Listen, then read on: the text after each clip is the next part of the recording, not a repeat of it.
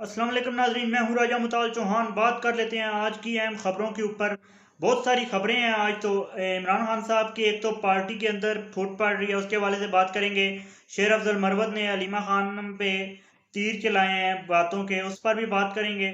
उसके अलावा जो है वो पीटीआई का सख्त टाइम शुरू हो गया है। मजीद सख्तियाँ जो है पीटीआई के लिए आने वाली हैं और उसकी शुरुआत हम लोगों ने देख ली है। आलिया हमजा साहिबा के गिरफ्तारी और अरेस्ट की सूरत में आज उन्हें अदालत में पेश किया गया, उसके ऊपर बात करेंगे। उसके अलावा कुछ अफगानिस्तान के हवाले से अहम खबरें हैं, अहम टॉपिक है उस वो भी। और आज जो है उस पर भी बात करना बहुत ज़रूरी है, क्योंकि जो है वो ये खबर भी गुज़िश्ता 24 घंटों में डेवलप हुई है और बहुत इंपॉर्टेंट खबर है ये भी। क्योंकि हमारा हमसाया मुल्क है अफगानिस्तान। और उसके हवाले से क्या खबरें डेवलप हुई हैं वो भी बात करेंगे, और केपीके के कुछ तहफ़्फ़ुज़ात भी हैं उस पर भी बात करेंगे। सबसे पहले चैनल को सब्सक्राइब कर लीजिए, वीडियो को लाइक कर लीजिए और वीडियो को आखिर तक देखिएगा। आज की वीडियो थोड़ी सी लंबी होने वाली है, क्योंकि हम लोग जो है वो आज की वीडियो में काफ़ी सारी खबरें डिस्कस करने वाली, वो सारी डिस्कस करेंगे। क्योंकि कोई भी खबर जो है वो स्किप करने वाली नहीं है, इसलिए वीडियो को आखिर तक देखिएगा। सबसे पहले बात शुरू करते हैं कि इमरान खान की पार्टी के अंदर फूट तो पड़ रही थी और फ्रंट ब्लॉक भी बनाने की कोशिश की जाएगी, क्योंकि हमेशा से ऐसा होता है। और इस पर भी लग रहा है कि पीटीआई के अंदर जो है वो मामलात बिगड़ रहे हैं। पहले तो हमें अलीमा खान और बुशरा बीबी के ग्रुप्स जो है वो सामने नजर आए। उसके बाद जो है शेर अफजल मरवत को पीटीआई से निकाला गया। उसके बाद सलमान अकरम राजा और बाकी जो पीटीआई रहनुमा हैं उनके बयानात में इख्तलाफात और उनके जो है बयानात में तज़ाद जो है वो नज़र आने लगा।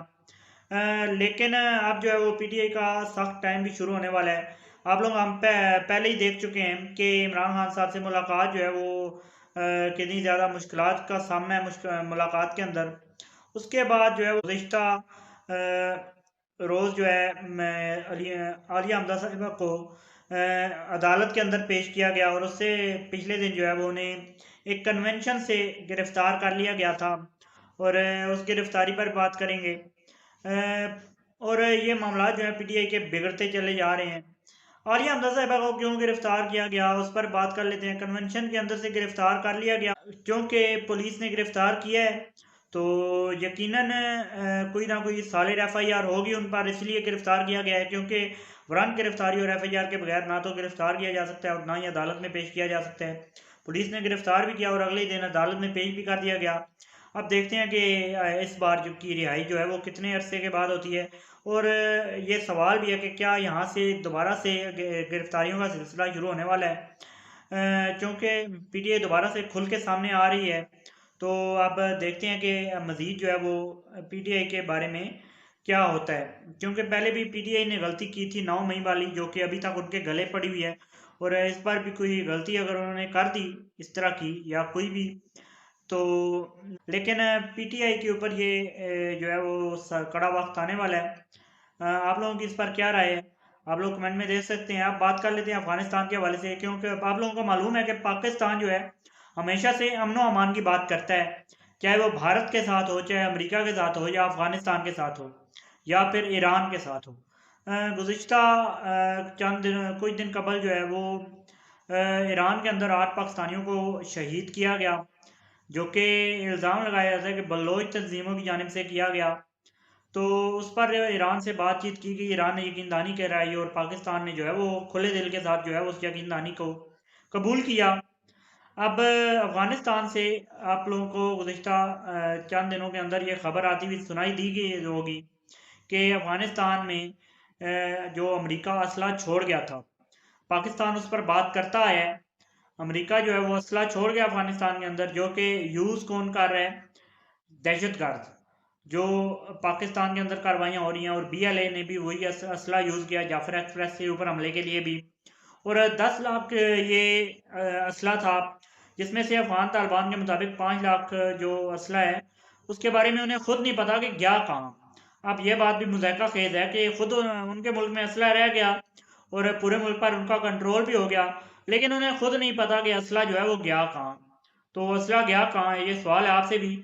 और आप लोग भी बताएं कि ये असला जो है गया कहाँ अफगानिस्तान को। ये अफगानिस्तान की तालिबान हुकूमत जो है वो इस पर भी जवाबदेह है। आप लोगों के मुताबिक कहाँ गया, आप लोग बताएं।